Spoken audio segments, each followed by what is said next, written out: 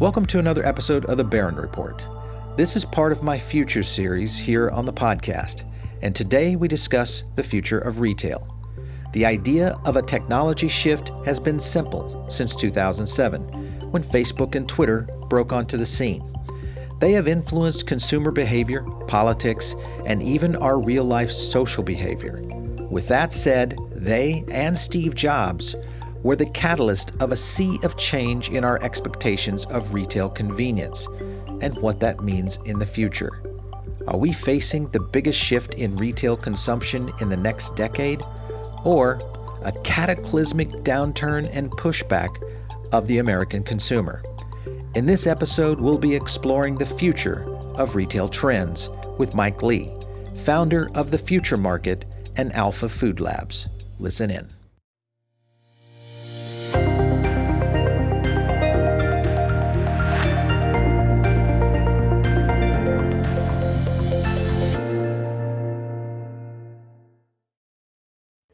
All right, Mike, so welcome to the show. Thanks for stopping in today. Thanks for having me. Yeah. Let's go into a little bit about your background and kind of the whole theme behind Alpha Labs and the Future Market. Tell me a little about where you're coming from there.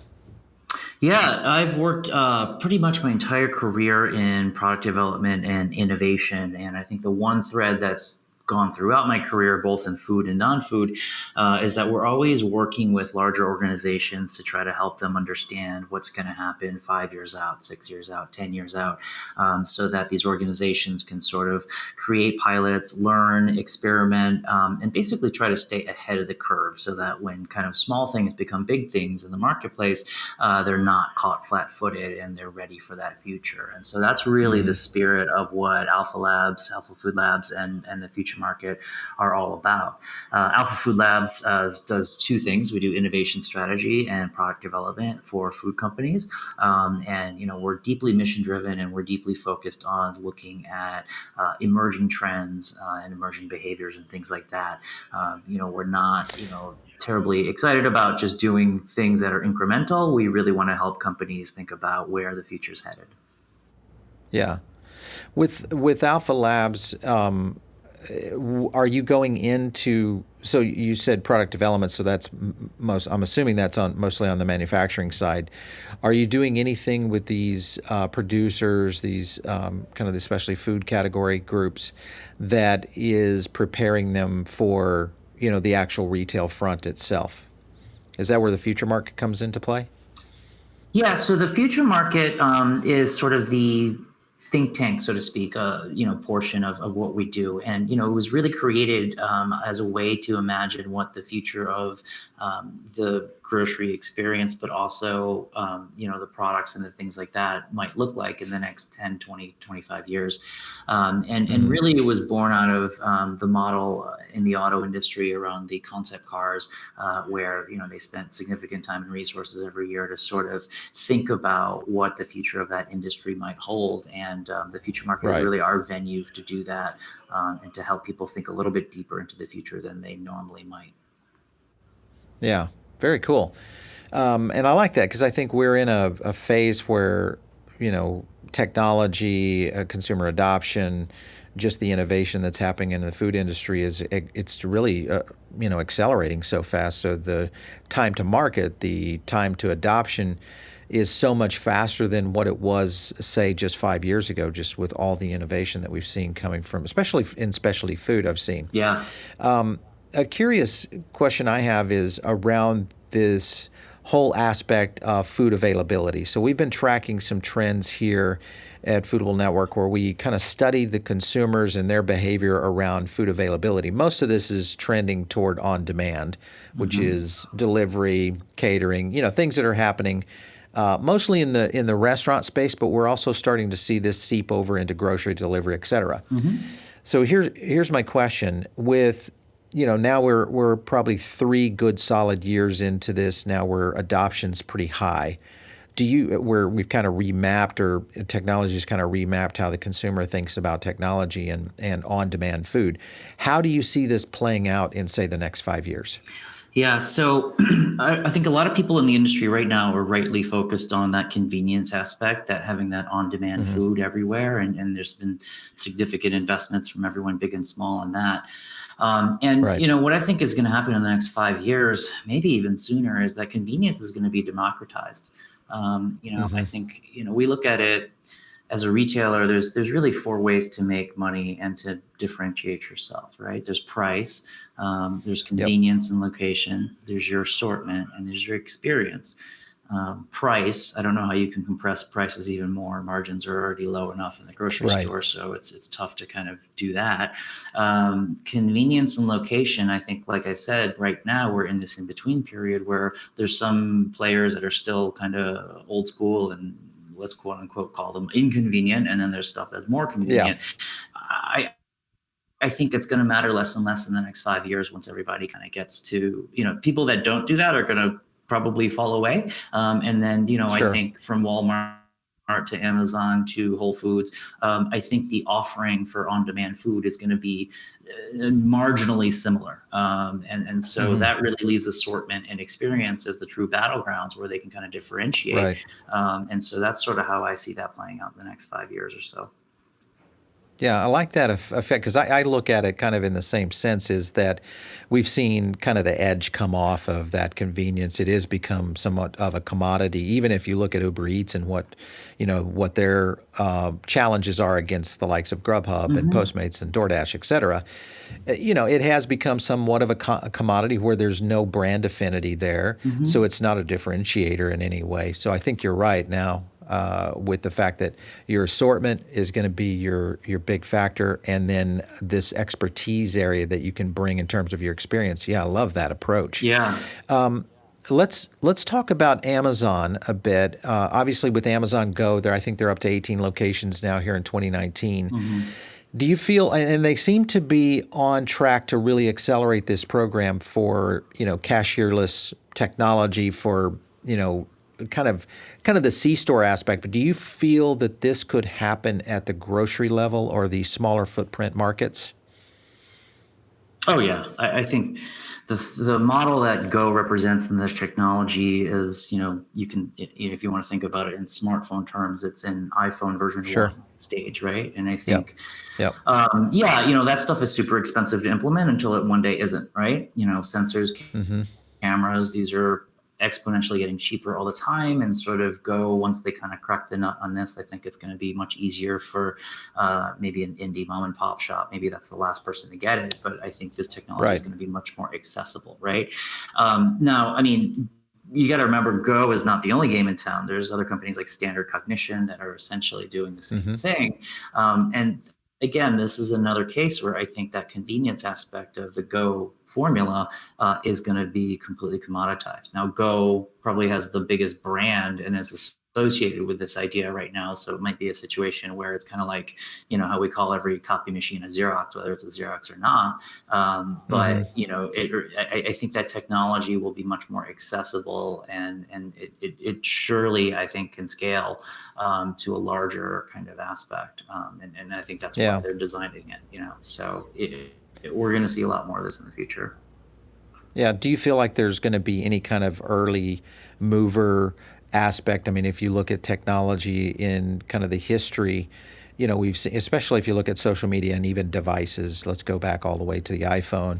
Hmm. They kind of had that early mover position. They pretty much dominated the smartphone market until everybody kind of caught up. Hmm. Do you feel like Amazon could be that way with the Go technology and how food could become kind of ubiquitous to basically you walk in and the POS is no longer, the register is no longer a line, it's your iPhone or your Android.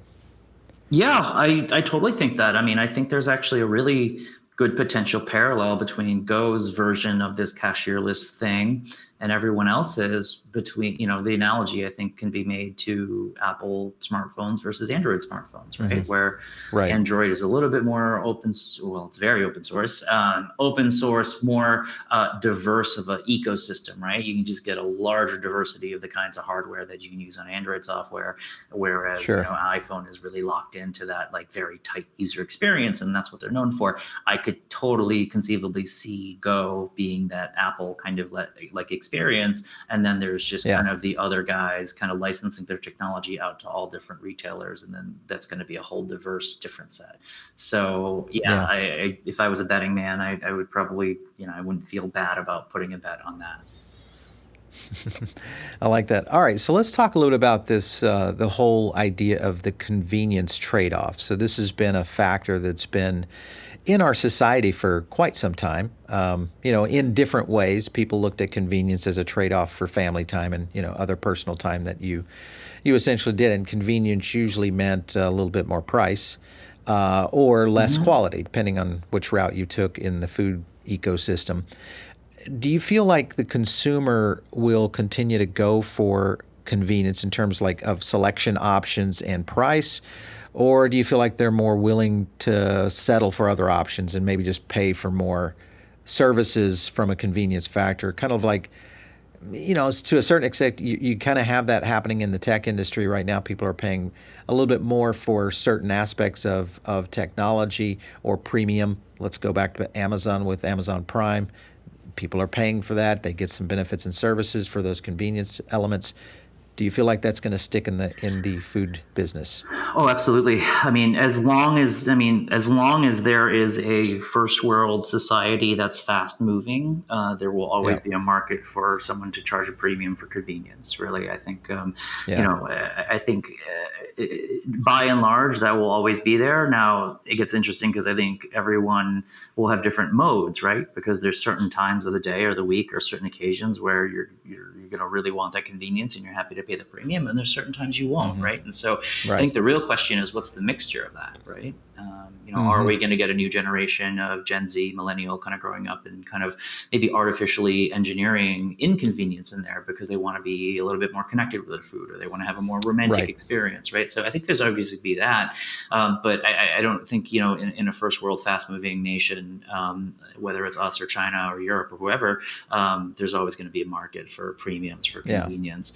Now, I think what's going to change is the definition of what is considered convenient. I think will get more aggressive over time as things get more, sophisticated, right? So, it used to be that if you could stand on a corner for 90 seconds and get a cab, that was pretty convenient. Now it's an Uber. Initially, it was like 7-minute wait was super convenient. Now 2-minute wait's really convenient. So, I kind of wonder how that's going to escalate, right? Because I do think people get accustomed to a certain level of convenience very quickly, and then after that, it's almost like a drug. You kind of have to keep doing more to kind of get the same effect. So I think that's going to be interesting to see play out. Yeah, it's funny you say that because I watch. I'm a big human behavior analyst in the sense of just watching how people react to certain things, especially in hospitality or in retail services. And I watch everything from self-checkout in whether it's grocery or retail, you name it. And then I watch kind of the aspect of Uber versus taxi or Lyft or any of those services at places like hotels and events. And I was just at an event this past weekend, and I got a chance to kind of in one day, I was watching a bit of both of this. I spent about 20 minutes just observing self-checkout compared to what was happening in the regular lines. What I noticed, though, in a very crowded retail center, that self-checkout started to actually become slower than the human checkout, only because of the demand load on it. Because, we all know, there's usually, if you go to a Target, there's 30 lanes of registers and 4 lanes of self-checkout. Yeah. So do you feel like it's just going to be a weight thing where the capacity needs to be there, or do you feel that's just going to be a scenario that eventually these retailers are going to figure this out from an equipment standpoint, or the technology? I think right now it's a capacity thing. Maybe you could argue it's also almost like not an aptitude thing, but people getting used to it. I think I remember when the first kind of checkouts came out and no one really knew how to use them or do them. That was notoriously slow, right? Sure. But I think by now people have gotten through that learning curve. And I think the thing to really remember if you're in the food industry, especially as a retailer, is this idea of expectations transfer, meaning you should not only look at other retailers to try to set the bar of what you think is going to be most convenient for people. You should be really looking at any service out there, right? Because what happens in something like, let's call, a Fandango or an Uber or something like that, not Uber Eats, but just Uber proper, expectations rise for convenience and other things. And then once you bring them into a different category like food, you kind of might look antiquated if your experience is like a far cry from what an Uber experience might look like, right? And I think that really sets a perception about your brand if you can't kind of keep up. Have you been to a hotel lately that doesn't have Wi-Fi? And if you did, what would you think about that hotel? Right. Yeah. And so that's expectation transfer, right? If I told you this hotel didn't have Wi-Fi, you would really start to second guess everything about that hotel and start picking everything apart, because it develops this image of oh gosh, they don't know what they're doing, or they're just behind, So I think it's really important to not just keep your eye on other retailers. Look at all of the ways that digital is making life convenient, not just food shopping, because that's really where the bar is. It's not where, Rite Aid or Stop and Shop is on self-checkout. Yeah.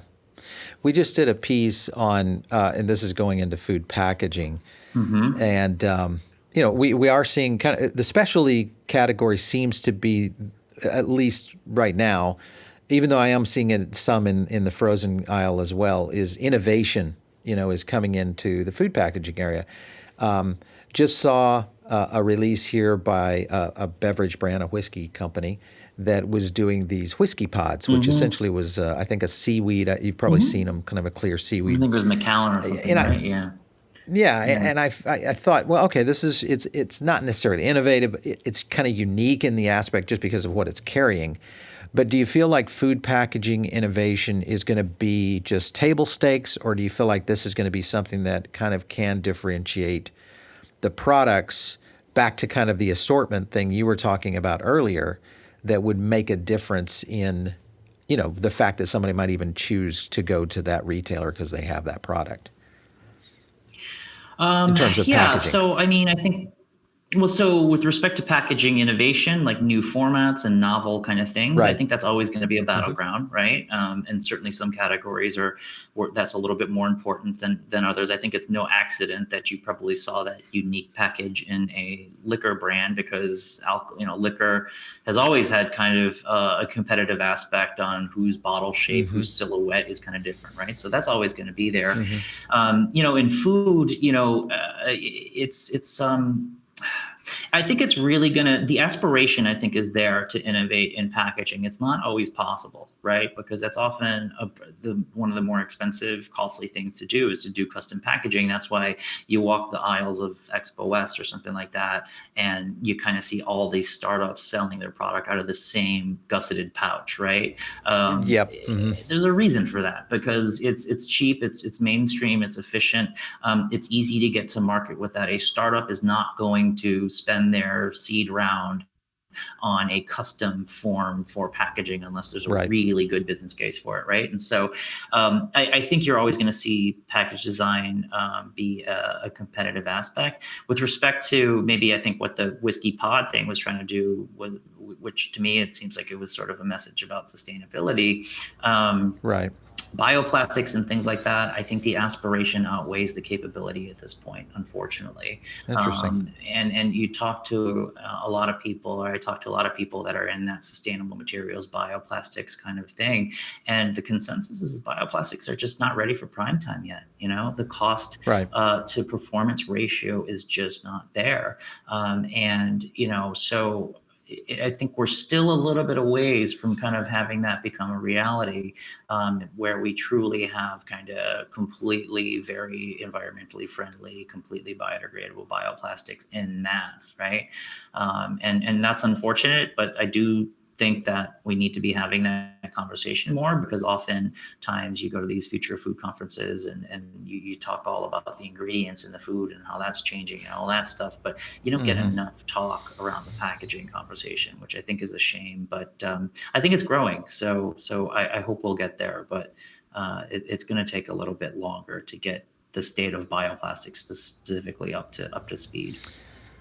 Yeah, I think it's going to have to be one of those things that consumers push for it, whether it's biodegradable or you're looking at new forms of packaging that just is more acceptable from a carbon footprint approach, that are still somewhat innovative, because we are seeing some of that movement. I know we've obviously seen it in the food service space just because of the quantities that are being consumed, like at fast food restaurants and stuff. But it'll be interesting to see how that it kind of evolves in the future.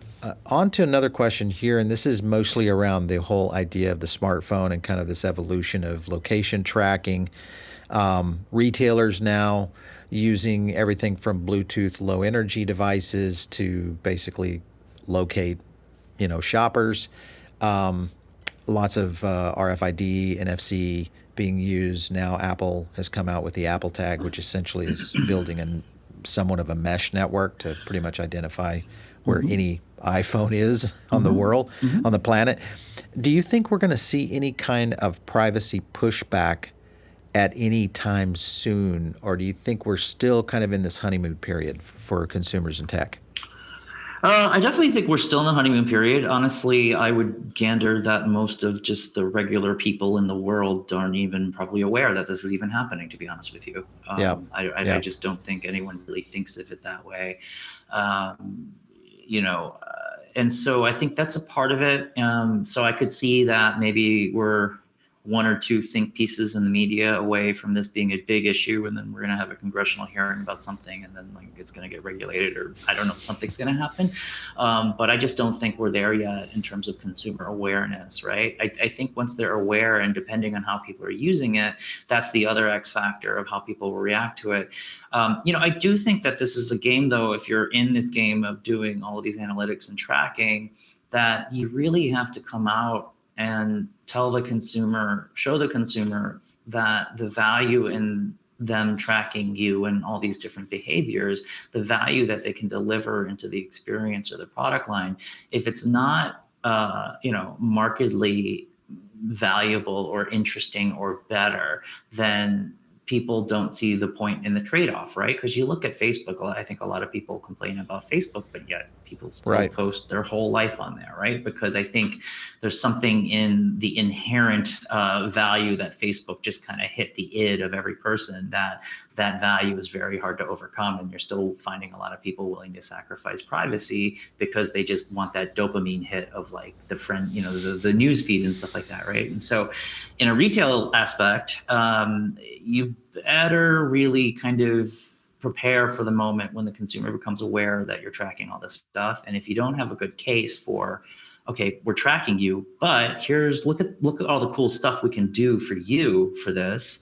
If you can't nail that, I think that's where the backlash is going to happen, right? So it remains to be seen, but I think this is early days in that physical conversation about that. If it's somewhat of a personalized experience that I'm getting out of it, which is a benefit to me, totally, as the consumer, I could see that being the case. If it's a one-way street where the retailer's gaining all the benefits of being able to market to me greater, now we might have a PC issue starting to occur, which kind of goes to my next topic, and that is the idea around retailers. When you look at the future restaurants, the future markets, the future retail, locations out there, and the fact that most of these sensors are already in these places, and to what level is going to be kind of the question now.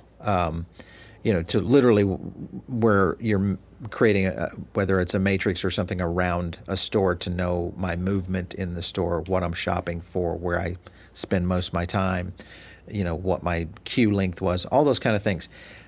Do you think, just how far do you think retail is going to go on this? They're going to go far. I mean, I think the anecdotal thing that I could gather about this is I do quite a bit of public speaking.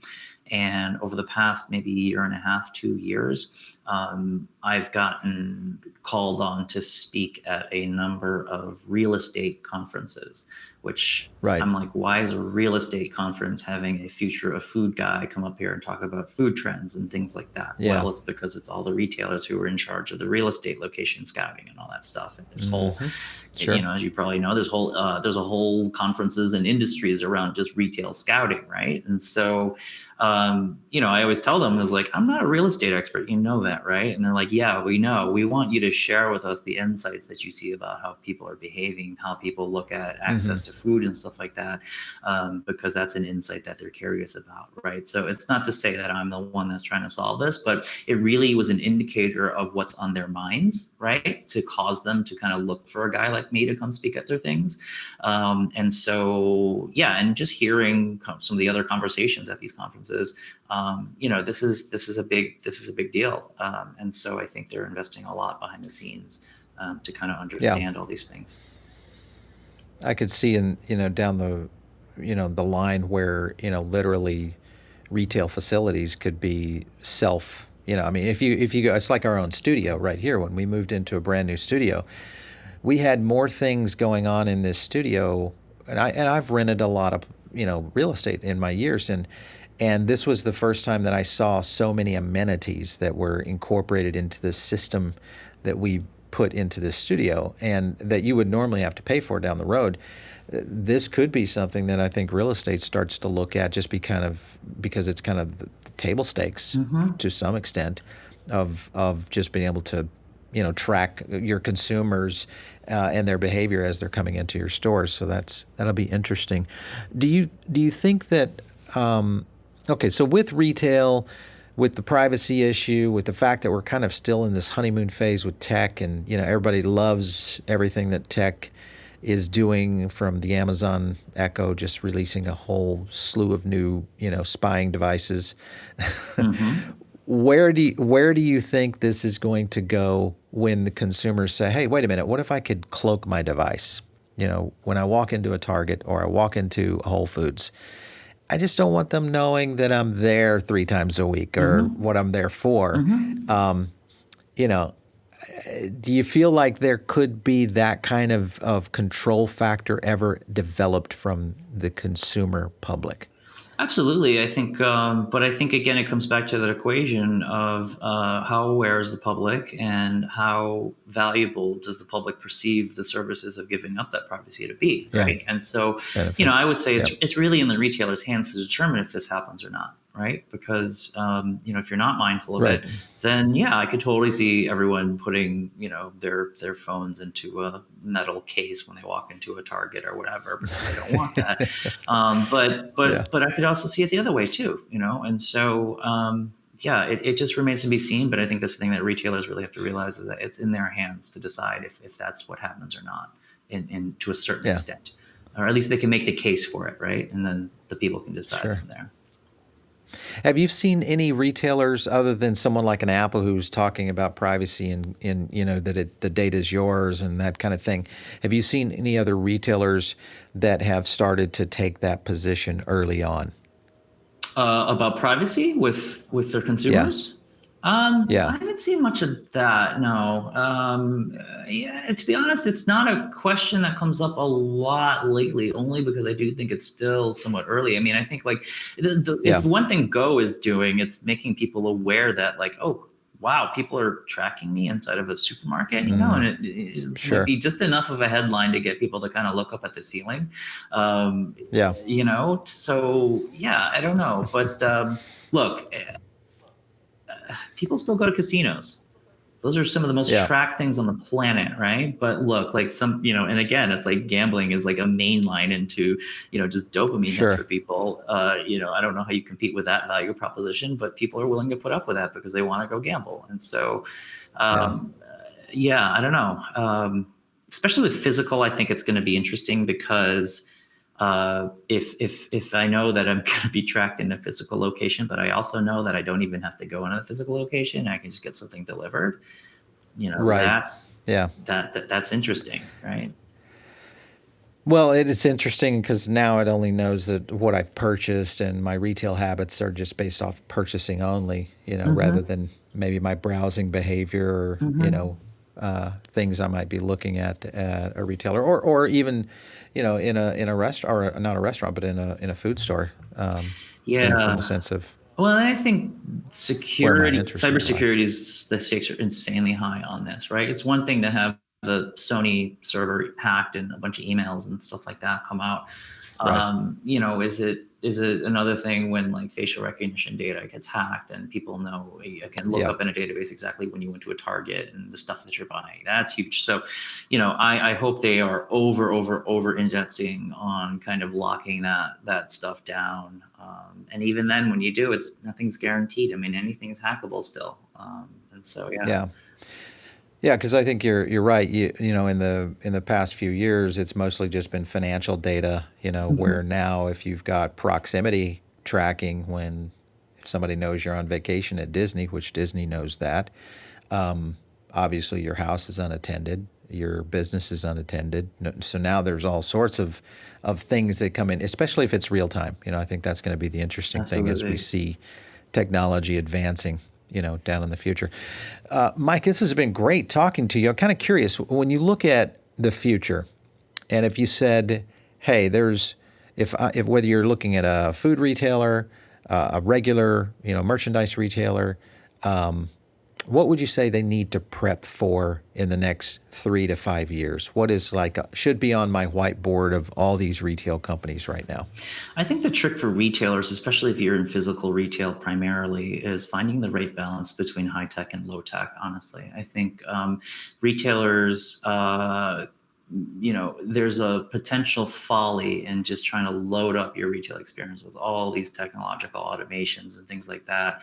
And certainly, I think there's a lot of use cases for when that's super valuable. But I also coming back to that 4 ways to make money as a retailer, Right. assortment and experience. If you're in the brick and mortar game, trying to find that balance is going to be, a really, really big trick. You look at something like Hema over in Asia right now, and yes, Hmm. it's totally tricked out with all this technology, but there's like a whole restaurant in there, and this is like a fun place that people want to go eat, and that's a super analog experience, right? And so you could argue that Right. they really found that good balance. So I would implore retailers, for as much as you look at the high tech efficiency things and the analytics and the tracking and the automation, don't forget that like people are just humans, and they want an experience that is warm and inviting. And if you're not paying attention to behavior and culture and people like that, these quote unquote soft things, you're just going to miss the boat, honestly, or you're going to miss opportunities to actually differentiate yourself, and you're just going to create a very robotic, sterile experience. And I always say the thing that gets me eternally excited about food is that food is a perfect confluence of logic and emotion. There's so many logical things about food, how it works, how it's supplied, how it's made, but there's a lot of things that are super illogical and emotional about food, and we have to understand that. Hmm. We have to understand that people are going to do things that don't make sense because food is so tied to our lives that you can't just think of it logically. So, right brain, left Yeah. brain, that's the strategy. I like it. I like it. We have been talking with Mike Lee, the founder of the Future Market, today here on the Barron Report. Mike, thanks so much for stopping in. Thanks for having me. All right. So, for all you listeners, maybe viewers out there, if you have not had a chance to give us a rating on iTunes, make sure and do so. And if you have a comment leave a review. We love to hear and see those types of feedback. It gives us a lot of insights on what we should be talking about here on the show. If you have a great idea in terms of a guest that you think should be on the Barron Report, send us an email, and you can do that just to producer@foodabletv.com. Make sure and check out all of our podcasts on iTunes or Spotify. Just search Foodable Network. This is a Barron Report. We'll catch you next time.